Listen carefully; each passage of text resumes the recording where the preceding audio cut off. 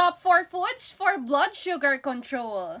Number 1, okra. Ito po ay mayaman sa blood sugar lowering compounds such as polysaccharides and flavonoid antioxidants. May mga certain enzymes na pinipigilan ng okra para hindi po tumaas ng sobra ang ating blood sugar, katulad ng isoquercitrin.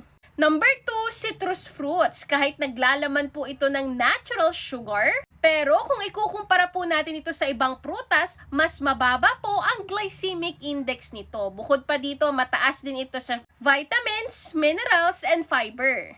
Ang citrus fruits katulad ng orange ay mayroong polyphenol compound na nakakapagpababa ng ating blood sugar.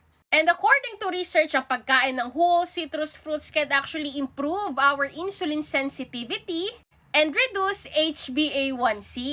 Number 3, probiotics like kefir and yogurt. There's this 2022 analysis of 42 studies. Nakita nila na ang pagkain everyday ng 50 grams probiotics can actually decrease the risk of type 2 diabetes mellitus by 7%.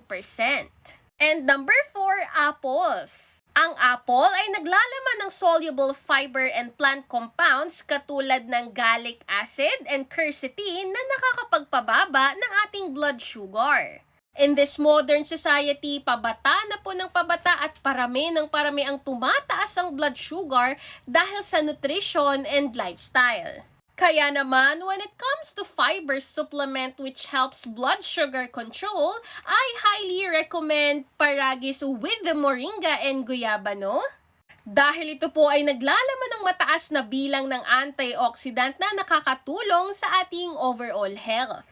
This is FDA approved at pwede po kayong uminom nito 3 times 15 minutes before meals. At imbes na ang inuman natin ay palaging matatamis, pwede rin po kayong uminom ng Chef Ives Paragis with moringa and guyabano tea dahil ito po ay nakakatulong for cleansing and nutrition. Pwede po kayong uminom nito 1 hour after meals at kung sasamahan pa po natin ito ng tamang diet and lifestyle, mas mabilis po nating makukuha ang benefits nito. Prevention is always better than cure. Stay healthy po!